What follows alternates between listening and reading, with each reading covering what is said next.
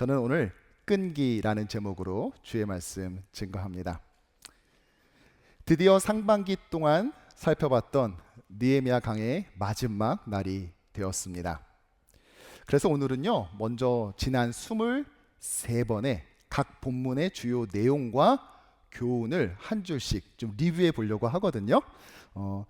우리가 살펴본 것처럼 느헤미야서에서 에스라가 성경을 낭독하자 백성들이 서서 아멘 아멘 하면서 외쳤잖아요. 우리도 마치 그런 심정을 가지고 제가 한 주 한 주의 내용을 정리해서 말씀드리면 여러분들이 아멘으로 함께 화답해 보려고 하는데 하실 수 있으시겠죠? 예, 일단 목청을 먼저 가다드시고 저도 물 좀 먹겠습니다. 예, 왜냐면 23주나 되니까. 자, 준비됐습니까? 네, 한번 나눠보도록 하죠. 보여주시겠습니까? 예. 첫 번째 날 소망이라는 주제로 살펴봤습니다. 남유다 마지막 왕 시드기야는 예레미야 대신 거짓 선지자의 말을 따랐고 결국 남유다는 패망하고 말았지요. 절망 속에서 희망이 아닌 소망을 붙잡았을 때 우리의 인생의 돌파구는 열리게 되는 것입니다. 아멘. 두 번째, 관심. 느헤미야는 형제 하나니에게 예루살렘의 상황을 물었고 비참한 당시 상황을 듣게 됩니다. 관심은 질문으로 드러나고 바로 사명은 여기서부터 시작되는 것입니다. 아멘. 세 번째 규정. 느헤미야는 수산궁에서 하나님의 능력과 성품에 의지한 기도를 드렸습니다. 섣불리 단정하지 말고 정확한 측정을 통하여 정확한 하나님의 모습을 규정해 나가야 하는 것입니다. 아멘. 네 번째, 응답. 느헤미야는 말씀을 기준한 회개와 말씀을 붙잡은 간구를 하나님께 올려드렸지요. 기도는 약속을 요구하는 것이 아니라 약속을 붙잡고 하나님께 아뢰는 것입니다. 아멘. 다섯 번째, 준비. 아닥사스다 왕의 갑작스러운 질문에 준비된 대답을 한 느헤미야는 기대 이상의 지원을 받아 총독으로 부임했지요. 그리스도인은 오래 기도하고 짧게 고민하며 치열하게 준비하는 것입니다. 아멘. 여섯 번째, 점검. 예루살렘에 도착한 느헤미야는 야간 현장 점검을 통해 성벽의 상황을 면밀하게 관찰했습니다. 추측이 아닌 현실 점검과 마음 점검을 할 때 영적 실패를 막을 수 있습니다. 아멘. 일곱 번째, 돌파. 느헤미야는 반대 세력의 협박과 위협을 정면으로 돌파해냅니다. 주님은 때로는 증파를 통해, 급파를 통해, 또한 특파를 통해 사명자를 도우시고 재건의 역사를 이루시는 것입니다. 아멘. 여덟 번째, 재건. 성벽 재건은 양문에서부터 시작해서 양문에 이르기까지 75명의 대표자에 의해 각각 이루어지죠. 위임과 동참과 동기부여가 가능한 따뜻한 공동체가 될 때 성벽은 비로소 재건해 낼 수 있는 것입니다. 아멘. 아홉 번째, 역군. 총 45개 공사 구간에서 다양한 사람들이 힘을 합쳐 예루살렘 성벽을 재건해냈습니다. 하나님의 나라는 더 맞는 사람, 끝까지 맞는 사람, 굳이 맞는 사람 같은 역군들을 통해 세워져 나가게 되는 것입니다. 아멘. 열 번째, 함고. 산발락과 도비야의 조롱 속에 느헤미야는 맞대응하지 않고 하나님께 함고, 즉 빠짐없이 모두 일렀습니다. 다 일러 바쳤어요. 성도는 하나님 앞에서 거룩한 고자질쟁이요 수다쟁이가 될 때 비로소 강력할 수 있는 것입니다. 아멘. 11번째, 경계. 동서남북을 둘러싼 적대 세력이 기습하려 하자 밤낮으로 경계를 강화했죠. 가장 약한 고리가 그 쇠사슬의 한계를 결정하듯이 자신의 경험이 아닌 믿음의 경청으로 영적 경계를 굳건히 해야 할 것입니다. 아멘. 12번째, 경력. 성벽 재건과 방어를 동시에 수행해야 하는 이 고난 속에서 느헤미야는 백성들을 격려하며 전진해 나갔습니다. 서로가 주목하는 격려, 연합하는 격려, 믿음으로 격려할 때 교회는 그 어떠한 어려움도 이겨낼 수 있습니다. 13번째, 내력. 과도한 이자로 인해 백성의 삶이 어렵게 되자 느헤미야는 귀족과 지도자들을 불러들여서 다 돌려주게 했으며 자기 자신도 희생하고 또한 본을 보였지요. 말씀으로 회개하는 활력과 선택으로 감동 주는 매력, 그리고 성품으로 이끄는 이 중력, 이것이 합쳐진 강한 내력을 가진 공동체가 되었을 때 교회는 그 어떤 외력도 이겨나갈 수 있습니다. 14번째, 도전. 성벽의 빈틈이 메워지자 대적들은 반복적인 압박, 중상모략, 기만 공격을 시도하지만 느헤미야 백성은 그 도전을 결코 멈추지 않았습니다. 도박이란 조롱과 도망의 유혹 속에서도 주의 교회는 믿음으로 담대히 도전해 나갈 것입니다. 15번째, 계승. 성벽 완성은 1차 귀한 세대로부터 계승되어 온 믿음의 성취이며 3차 귀한 세대는 예배자와 신앙 인격자를 뽑아 그들의 리더로 세운 것을 보았습니다. 신앙의 계승은 에스컬레이터가 아니라 계단이기에 중단 없는 노력으로 우리는 신앙의 세대의 계승을 이루어 가야 할 것입니다. 16번째, 체험. 성벽은 완성됐지만 거주자가 부족하자 느헤미야는 1차 귀환자 명단을 봤는데 거기에는 느디님 사람과 같은 이방 족속도 있었습니다. 하나님의 도성을 채워야 하기에 우리는 그 영혼들을 불러 모으기 위해서 교회로 불러들이는 구심적 선교와 나아가는 원심적 선교를 꾸준히 감당해야 합니다. 17번째, 해갈. 성벽 재건 후 수문 앞 광장에 모인 백성들은 반나절을 서서 에스라의 말씀 낭독을 듣고 통역하고 해석하며 해갈을 누리며 영적 재건을 시작했지요. 성령의 핵심 예수 그리스도와 그 말씀을 구원의 생수로 믿고 순종하며 들리도록 전함으로써 해갈의 은혜를 누려야 할 것입니다. 18번째, 희락. 말씀을 듣고 깨닫는 가운데 여호와로 인해 기뻐하는 것이 그들의 힘이 됨을 경험하며 그들은 나팔절을 지켰습니다. 말씀을 통해 도파민 분비가 아니라 진짜 희락을 경험한 주의 교회는 희망으로 하나 되고 희생하며 섬기는 것입니다. 19번째, 기억. 율법 공부 중에 초막절을 발견한 백성들은 여호수아 이래로 가장 성대하게 이 절기를 지켰지요. 성도는 기적이 아닌 하나님의 보호와 나그네 됨을 기억함으로써 다시 일어서게 됩니다. 20번째, 회개. 초막절이 끝나자 백성들은 모여 말씀을 읽고 자신과 조상들의 죄를 자복하며 회개했습니다. 이미 회심을 경험한 우리는 철저한 단절과 말씀을 담은 회개로 자신을 거룩하게 해야 할 것입니다. 21번째, 갱신. 느헤미야와 지도자들은 서명하고 다른 모든 백성들은 동참함으로써 언약 갱신을 이루게 되지요. 저주로 언약한 백성들의 이 비장함처럼 하나님 중심의 삶을 향해 날마다 갱신해 나가야 할 것입니다. 22번째, 자원. 예루살렘 거주자가 필요하자 지도자들과 제비 뽑힌 자 또한 자청하던 자들로 인해 채워졌습니다.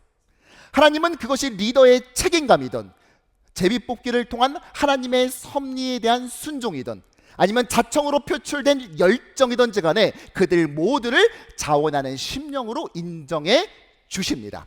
마지막 23번째, 행진. 두 무리로 나눠 행진한 백성들은 성전 앞에 모여 비로소 기쁨의 성벽 봉헌식을 드립니다.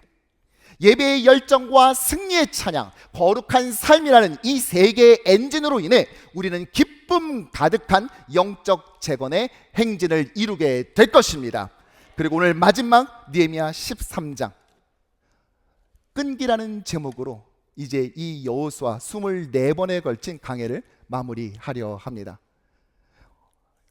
어때요? 여러분들 매주마다 하나님께서 우리의 순간순간에 느헤미야서의 곳곳에 숨겨놓으신 그분의 섭리와 뜻을 통해 때로는 우리를 일으켜 세워주시고 또한 회개케 하시며 또 위로부터 부어주시는 능력 공급을 경험하실 줄로 믿습니다.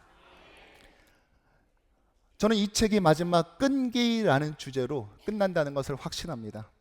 그런 면에서 여러분은 어떠십니까? 여러분은 끈기가 있습니까? 뭐 하나 시작하면 오랫동안 지속하시는 편이세요? 제가 돌아봤어요, 제 자신을. 나는 끈기가 있는 사람인가? 일단 태권도는 4년 동안 하고 이제 멈췄고 피아노는 한 10년 정도 다녔고, 그리고 제가 글씨체가 굉장히 좀 안 이뻐요. 그래서 어렸을 때 저희 부모님이 저를 악필 교정 학원에도 1년을 보냈어요. 그러나 그 중에서 가장 끈기 있게 하고 있는 것이 있다면 아마도 설교가 아닐까 싶어요. 어느 때는 하루 종일 제 방 안에 갇혀서 나오지 않고 설교를 준비합니다.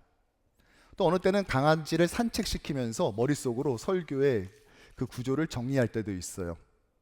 강아지가 용변을 보면 치우는데 그때도 머릿속으로는 설교를 생각하고 있습니다. 그런데 하루는 강아지의 뒤처리를 하고 있는데 평소하고는 느낌이 좀 다른 거예요. 그리고 봤더니 다른 개가 싸고 안 치운 거를 저는 저희 개 건 줄 알고 줍고 있었던 거예요. 제가 비록 수의사는 아니지만 딱 쥐는 순간 깨달았어요. 아마도 이건 대형견의 것이로구나 라는 것을 말이죠. 그만큼 몰입하는 거죠. 하나님의 뜻을 알기 위해, 깨닫기 위해 본문을 붙잡고 끝까지 버티는 것입니다. 이처럼 무엇이든 끈기, 즉 쉽게 단념하지 않고 끈질기게 견디며 나아가는 것, 이러한 삶의 태도가 우리의 삶에 꼭 있어야 하는 것이죠. 나폴레옹도 승리는 가장 끈기 있는 자에게 돌아간다라고 말하지 않았습니까? 오늘 이 느헤미야 13장은요, 느헤미야가 단행한 몇 가지 개혁을 우리에게 소개해줘요. 성벽 재건으로 시작된 이 책은 그것이 완성되자 8장 이후부터는 영적 재건에 대해 기록한다고 했죠. 그런데 그 영적 재건은 바로 우리 신앙의 개혁으로 마무리되는 것입니다. 구약 성경 전체에 보면은 이러한 종교 개혁을 단행한 케이스를 발견하게 됩니다. 남왕국 유다의 경우에는 히스기야 왕이나 요시야 왕의 종교 개혁이 그러했고, 또 포로 귀환 이후에는 에스라와 느헤미야의 종교 개혁이 있지요. 특별히 이 13장은 4개로 요약되는 느헤미야의 개혁을 우리에게 소개해 주는데요. 먼저는 성전의 개혁이고, 두 번째로는 11조, 세 번째 안식일, 그리고 마지막 4번째는 이방인과 결혼하는 통혼을 금지하는 이 4가지의 느헤미야의 개혁을 우리에게 소개하고 있습니다. 그리고 이러한 종교 개혁을 가능하게 만든 것은 저는 바로 끈기라고 확신하고 있어요. 끈기. 어떤 어려움에도 굴하지 않고 끈질기게 붙잡고 있는 것입니다. 바라기는 이 느헤미야 24번에 걸친 강해의 마지막 날, 이 자리에 참석한 주님의 모든 백성들이 우리가 무릎 지녀야 될 그 끈기를 가지고 우리에게 주신 이 영적 재건의 사역을 온전히 이루어내고 또한 완수해 나가는 저와 여러분 되기를 주님의 이름으로 간절히 축원합니다. 먼저 오늘 본문의 시간적 배경을 잠깐 살펴봐야 할 것입니다. BC 586년 남유다는 멸망당해요. 그리고 포로로 끌려가죠. 약 100년의 시간이 지나 포로 3세대인 느헤미야가 4개월의 여정 끝에 다시 이 예루살렘 총독으로 부임합니다. BC 444년, 느헤미야 왕 20년의 일이었습니다. 그리고 그곳에서 12년간의 사역을 열심히 하지요. 우리가 지금까지 살펴봤던 느헤미야 1장부터 또한 느헤미야 13장 3절까지가 바로 그 내용을 다루고 있어요. 그리고 자신의 임기가 다하게 되자 다시 바사 제국으로 돌아가게 되는데, 아닥사스다 왕 32년의 일이었습니다. 이것에 대해서 오늘 본문 6절은 이렇게 말하고 있는데요. 그때에는 내가 예루살렘에 있지 아니하였느니라. 바벨론 왕 아닥사스다 32년에 내가 왕에게로 나아갔다가 라고 말하죠. 그리고 몇 년인지 정확히 알 수는 없으나 한 1년에서 3년쯤으로 추정되는 그 시간이 지나고 다시 예루살렘 총독으로 두 번째 임기를 시작합니다. 오늘 13장에는요 1차 임기 때와 2차 임기 때 있었던 일을 교차해서 소개하고 있어요. 그러니까 시간적 순서에 딱히 구애받지 않고 느헤미야가 행한 일련의 종교개혁을 우리에게 소개하고 있는 것이죠. 이 종교개혁 가운데 이것을 관통하고 있는 그의 태도가 있는데 그것은 바로 끈기였습니다. 그렇다면 그가 끈기를 가지고 단행했었던 종교개혁의 실체는 무엇이었을까? 저는 첫 번째로 그것이 바로 끈기라고 생각합니다. 끈기. 느헤미야의 4대 개혁을 보면 대부분이 끈기였음을 알 수 있어요. 가장 먼저 등장한 4절부터 9절까지의 성정 개혁만 해도 그렇죠. 느헤미야가 두 번째 임기를 수행하기 위해 예루살렘으로 돌아왔는데 눈을 의심케 하는 일을 목격했습니다. 성전 안에 큰 방이 있었는데 누가 쓰는 방이냐? 뭐 성전이니까 제사장이 쓰겠죠. 아닙니다. 여러분 놀라지 마세요. 암몬 사람 도비야의 방이었어요. 놀라지 말라니까 진짜 안 놀라시네요, 여러분. 여러분 도비야가 누구예요? 그림을 보여주시면은 사마리아 총독 산발락과 더불어서 지금까지 이 성벽 건설을 정말 끈질기게 조롱하고 비난하고 반대했었던, 또 공격했었던 그 사람 도비야 아닙니까? 더군다나 이 성전의 방, 여기는 유다 사람들도 들어올 수 없고 오직 레위인과 제사장만 출입할 수 있는 곳이잖아요. 그런데 오늘 본문 1절에서 보는 것처럼 여호와의 총회도 참석이 금진된 이 암몬 사람이 성전 안에 자기만의 배타적 공간, 자기 전용 공간을 가지고 있었다는 거예요. 그런데 여러분 이게 다가 아닙니다. 이젠 진짜 놀라시면 안 돼요. 그렇다면 이 방은 원래 어떤 용도로 사용되었던 방일까요? 오늘 5절에 그 방의 최초 용도를 이렇게 소개하고 있습니다. 시작! 도비야를 위하여 한 큰 방을 만들었으니 그 방은 원래 소재물과 유향과 그릇과 또 레위 사람들과 노래하는 자들과 문지기들에게 11조로 주는 곡물과 새 포도주와 기름과 또 제사장들에게 주는 거제물을 두는 곳이라. 제사장 레위인을 비롯한 성전 사역자들을 위해 모아놓은 예물을 보관하는 곳이었어요. 아니 그런데 거기에 와서 방 빼!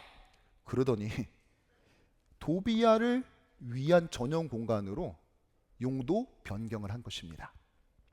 성경적으로 봤을 때도 명백한 이 용도 변경 위반이죠. 이것은요, 그렇죠? 예. 그것도요 5절에선 이것을 큰 방 단수로 말했지 않습니까? 이것을 나중에 정결하게 했을 때 9절에서는 복수로 써요. 방들. 아마 이것으로 보아 이게 원래 방 하나였는데 옆에 방 트고 옆에 방 트고 옆에 방을 트게 되니까 나중에 큰 방이 되었던 것 같아요. 여러분 정말 놀랍지 않습니까? 그러니까 이런 거예요. 예를 들어보자면 만일 우리 교회가 건축할 때 맨날 공사 차량 못 들어오게 방해하고 합법적으로 하는 공사임에도 불구하고 거짓말로 DOB에다가 막 신고하고 시에다가 악성 민원 넣고 막 이랬던 사람이 제가 잠깐 안식년 갔다가 돌아왔더니 재정부실 뿐만이 아니라 그 옆에 있는 교육자실까지 싹 다 터서 자기 사무 공간으로 만든 거예요. 어떠세요? 예. 이제야 좀 놀라시네요. 예. 아니 어떻게 이게 가능합니까? 아니, 성전의 퍼실리티 감독하는 이 대제사장 엘리야십은 도대체 일이 이 지경이 될 때까지 뭘 하고 있었던 거예요?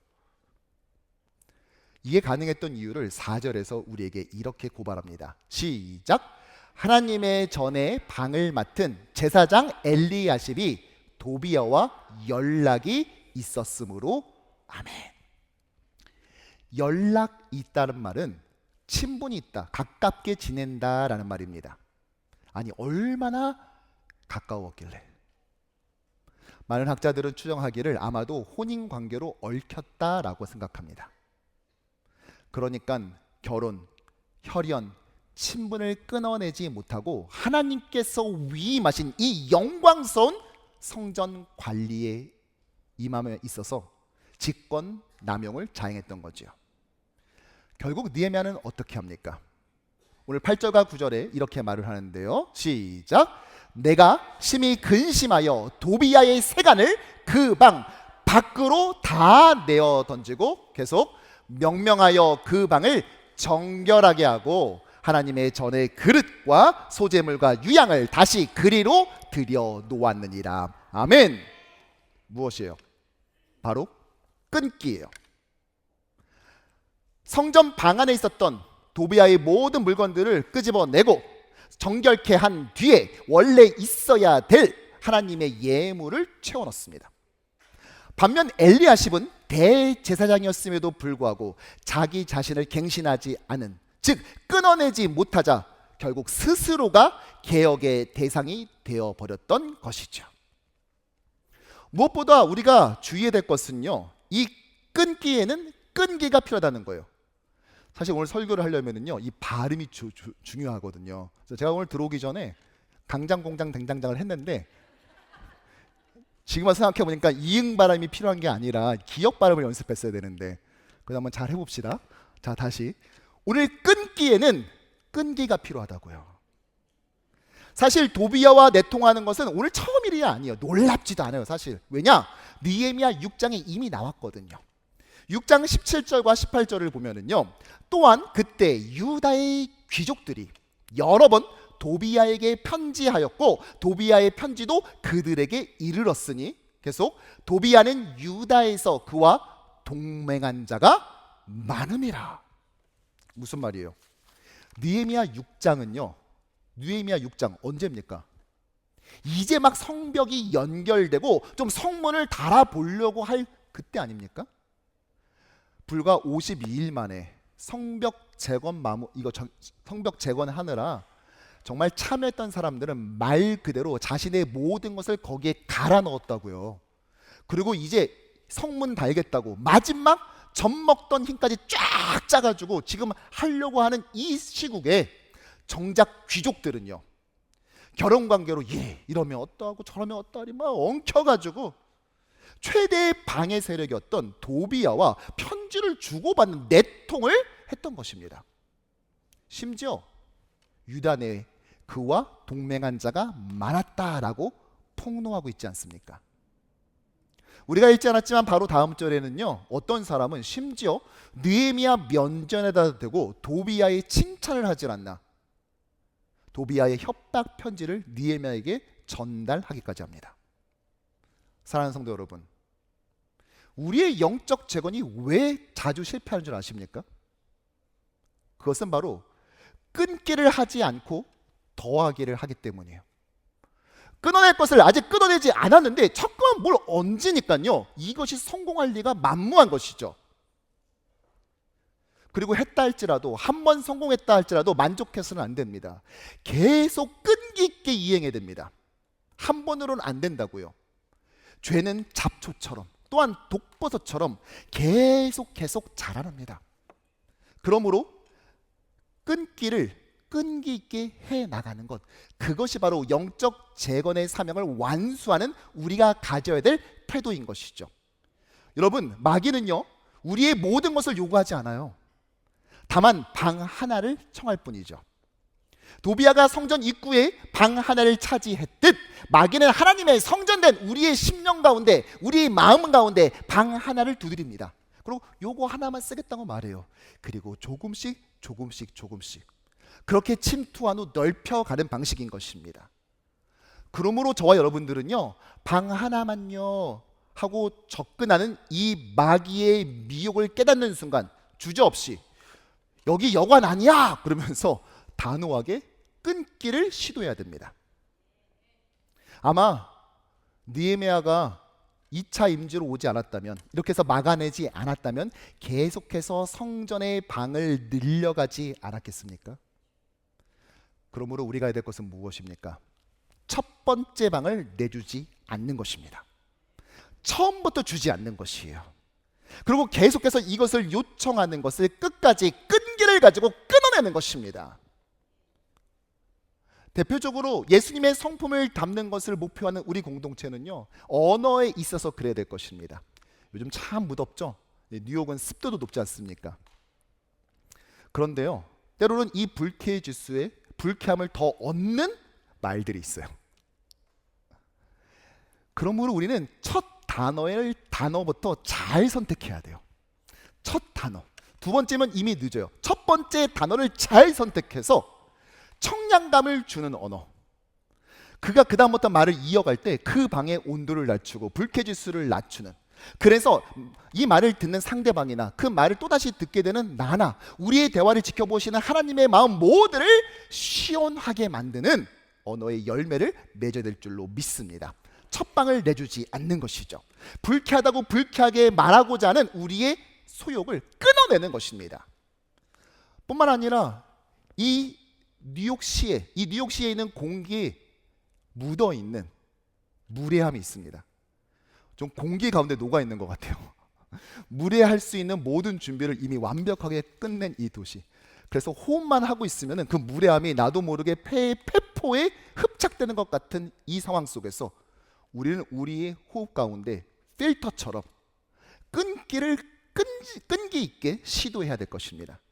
그럼으로써 무례하게 대하는 것이 아니라 하나님께서 우리에게 주신 그 따뜻한 사랑과 친절함을 가지고 예수 그리스도의 그 인격과 성품을 가지고 성도를 대하고 내 가족을 대하고 일터에서 만난 그 치열한 도시 한가운데서 만난 내 이웃을 대해야 될 줄로 믿습니다. 두 번째이자 마지막으로 끈기를 가지고 우리가 해야 될 것은 무엇이냐? 바로 꿀키입니다. 잠시 바사 제국에 다녀왔다가 돌아와 보니까 성전에 도비아의 방이 떡하니 있는 거예요. 이걸 본 느헤미야의 심정은 어땠을까요? 오늘 8절에서 이렇게 말하고 있는데요. 함께 읽어보죠. 내가 심히 근심하여. 근데 이 번역은 조금 아쉬워요. 새 번역에서는 나는 몹시 화가 나서. 현대인의 성경은 나는 분노를 금할 수가 없어서 라고 말합니다. 사랑하는 성도 여러분, 모든 개혁은 사실 이러한 분노에서부터 출발하지요. 거룩한 분노입니다. 하지만 중요한 것은 이 분노가 어떻게 팔로우업 되냐에 따라서 달라진다는 것이에요. 처음은 분명히 거룩한 분노로 시작했거든요. 그런데 나중에 보니까 잔인한 보복과 폭력으로 치닫는 것을 우리는 목격할 때가 있지 않습니까? 사사기 19장을 보면 기브아 사람들이 레위인의 첩을 강간해서 살해하는 참담한 일을 저질렀어요. 그럼에도 베냐민 지파는 이들을 처벌하기는커녕 두둔해 주지요. 이때 다른 지파 사람들이 분노하며 모여들었습니다. 분명 그들이 느끼는 분노는 타당했어요. 하지만 이후 이들은 어떻게 했죠? 베냐민 지파를 상대로 학살을 하기 시작하는데 나중에 그 분노가 좀 진정되고 나서 보니까 거의 멸절 수준까지 임박했어요. 12지파가 아니라 이제 11지파가 좀 있으면 될 거예요. 무슨 말이죠? 거룩한 분노가 학살로 변질된 것입니다. 따라서 분노를 느끼는 것 자체가 중요한 것이 아니라, 이것이 신앙이 아니라 그 방향을, 그 분노의 방향을 어떻게 끌고 가느냐에 따라 그것이 거룩한 분노인지 의협심을 내세운 폭력인지가 드러나는 것입니다. 과연 느헤미야는 이러한 분노를 어떻게 처리하고 관리했을까요? 바로 꿇기예요. 무릎 꿇고 기도했던 것입니다. 그런데 그는 이렇게 기도하지 않았습니다. 하나님, 제가 이렇게 기도할 테니까 싹 다 한 방에 해결 좀 해주세요 라고 하지 않아요. 그는 끈기를 가지고 꿇기를 합니다. 실제로 그는 각 종교 개혁을 단행하고 난 다음에 항상 기도해요. 오늘 11조 회복을 하는데요, 백성들이 정해진 사례를 주지 않자 성전에서 섬겼었던 이 레위인과 또 성전에서 일하던 찬양 사역자들은 자신이 맡았던 사역을 그만두고 먹고 살기 위해 고향으로 뿔뿔이 돌아갑니다. 이걸 본 느헤미야는 백성들에게 온전한 11조를 드리도록 회복했고 또 그것을 담당할 책임자를 임명하죠. 그리고 난 다음에 이 11조에 대한 개혁을 하고 난 다음에 그는 14절 같이 기도하는데요. 시작! 내 하나님이여, 이 일로 말미암아 나를 기억하옵소서. 아멘. 이렇게 기도해요. 하나님, 나를 기억해 주세요. 그리고 난 다음에 안식일 규정을 다시 한번 세웁니다. 성문을 닫게 하고 병력을 배치시키는 등 철저하게 안식일을 지키도록 하죠. 이렇게 안식일 개혁을 하고 난 다음에 그는 22절과 같이 또다시 기도합니다. 시작. 내 하나님이여 나를 위하여 이 일도 기억하시옵고 주의 크신 은혜대로 나를 아끼시옵소서. 아멘. 이것도 좀 기억해 주세요 라고 말해요. 자, 그 다음에 이방인들과 결혼하는 통혼 금지, 이 네 번째 개혁을 하고 난 다음에 오늘 느헤미야서의 마지막 기도문이 나와요. 마지막 구절이면서 그의 마지막 기도이기도 하죠. 31절 시작. 내 하나님이여 나를 기억하사 복을 주옵소서. 아멘. 제가 이 일을 했죠. 제가 이 종교개혁을 단행했습니다. 주님 보셨죠? 기억해 주세요. 주님 이것도 좀 기억해 주세요. 주님 이것도 좀 기억해 주세요. 저를 불쌍히 여겨 주세요. 자비를 베풀어 주세요. 주의 긍휼을 베풀어 주세요. 무엇이 느껴지세요? 저는 느헤미야의 억울함과 서러움, 애통하는 심령입니다.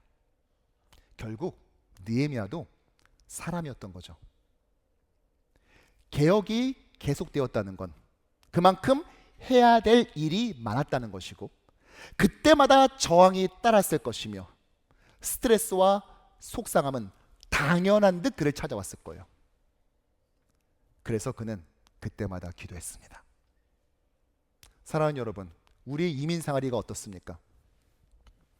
우리가 잘못해서 혼나는 것은 감당할 수 있어요. 감수할 수 있다고요. 그런데 내가 하지도 않은 것들을 책임지고 뒤집어 쓰고 억울함을 당할 때가 있잖아요. 언어가 자유롭지 못하여서, 소수 인종이라서, 아직 신분을 얻지 못하여서, 이런 일을 당할 때 우리는 한순간 이제 좀 이민사리가 적응됐다 싶다가도 한순간 곤두박질치는 것 같은 그런 망연자실을 경험하고 있지 않습니까? 그럴 때 우리가 무엇을 가져야 됩니까? 인종차별은 이 사회에 대해서 분노하며 일관하면 그만입니까? 세상 사람들이 하듯이 한 잔 술에 그 모든 서러움을 털어넣어서 한번 꿀꺽하고 넘기면 끝납니까? 저는 안 해봐서 잘 몰라요. 그러나 안 해봐서 모르긴 하지만 옆에서 지켜본 결과로는 해결이 안 되던데요. 어떻게 해야 돼요? 느헤미야가 오늘 그 답을 우리에게 제시해주고 있습니다. 끈기 있게, 끈기를 가지고 꿀키를 해야 된다고요. 그거 아니면은요, 이 중압감과 억울함을 감당하지 못합니다. 그는 결코 한번 빡세게 기도한 게 아니에요. 개혁을 하나하나 진행할 때마다 저항이 따랐고, 또다시 모함과 너 왜 이러냐, 너만 잘났지, 너 평신도 아니야, 왜 너 이런 거 해, 라는 그 모함 속에서 그는 하나님 앞에 꿇었습니다. 그리고 끈기 있는 꿀길을 통해 돌파해 나갔던 것이죠. 사랑하는 여러분, 여러분에겐 지금 이러한 끈기가 있습니까? 지금까지 내 인생을 끌고 온 게 누구시죠?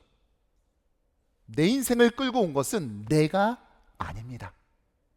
광야에서 인도하사 만나를 먹이신 분께서 끈기를 가지고 나를 끌고 와 주신 것이죠.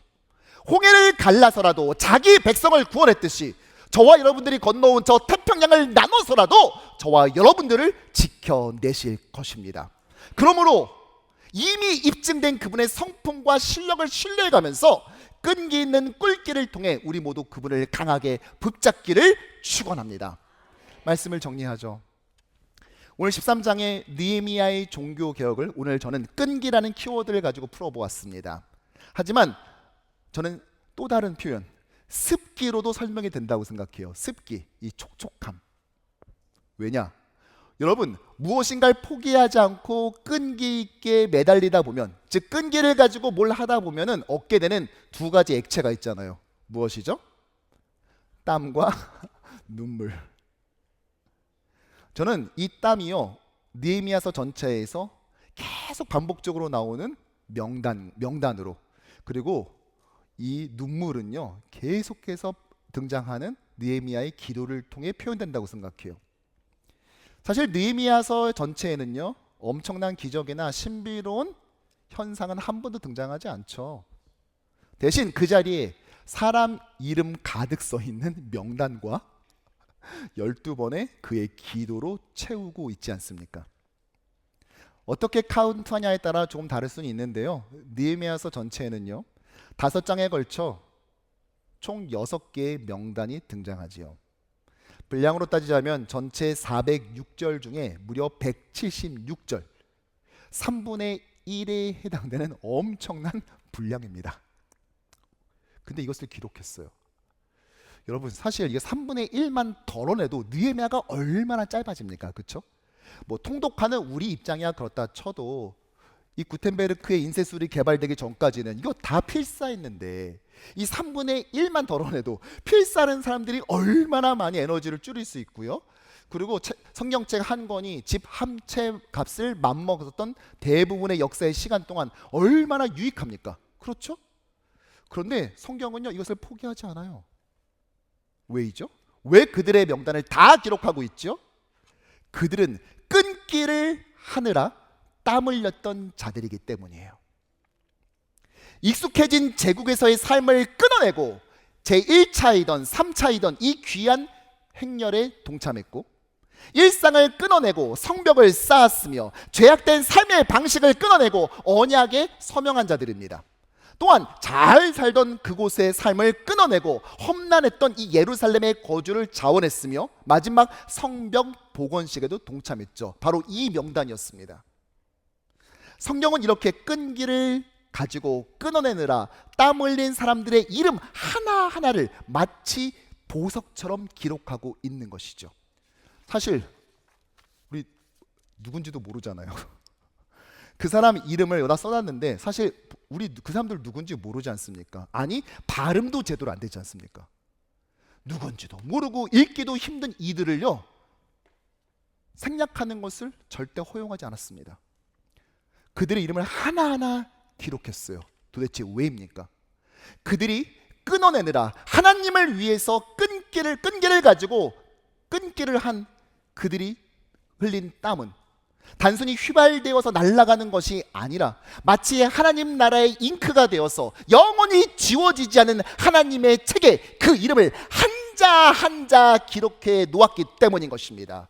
그것이 바로 저와 여러분들이 오늘도 끈기를 가지고 끈기를 하는 이유이고 땀을 흘리는 가치인 것입니다.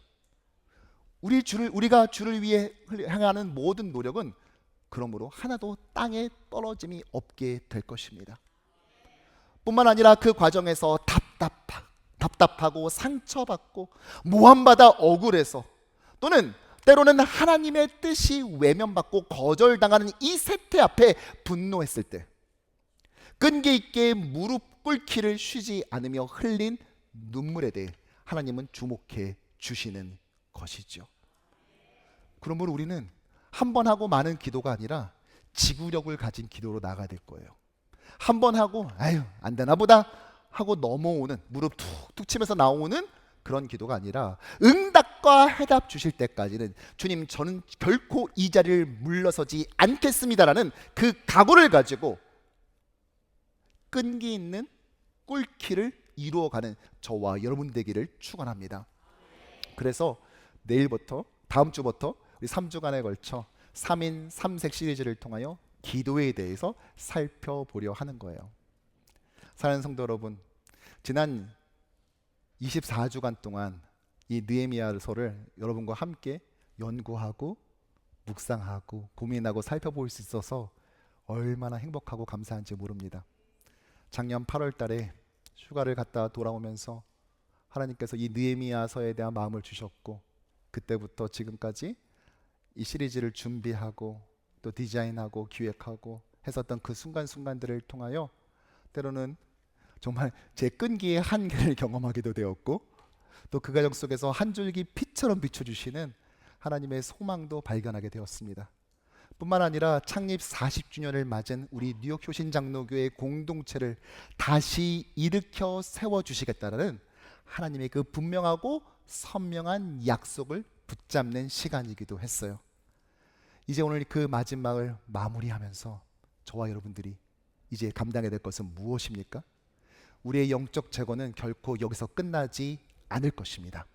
우리는 앞으로도 또 다른 형태의 어려움과 맞닥뜨리게 될 것이지만 우린 두려워하면서 그것을 기다리는 것이 아니라 끈기를 가지고 우리가 오늘 끊어내야 될 것들, 우리에게 첫 번째 방을 요구하는 그 어떠한 시도와 미혹 속에서도 굴하지 않고 끈질기게 끈기를 가지고 끊기를 해낼 것입니다. 뿐만 아니라 우리 실력으로 감당하지 못할 때, 아니 그 모든 일을 시작함에 앞서서 우리 공동체는, 저와 여러분들은 끈기를 가진 꿀키를 통해 하나님의 도우심을 청하게 될 것이고 그 위로부터 부어주시는 감당할 수 없는 그 은총을 누리게 될 줄로 믿습니다. 바라기는 우리 모두가 끈기를 가지고 우리에게 주신 이 영적 재건의 사역을 넉넉히 이뤄가기를 주님의 이름으로 간절히 축원합니다.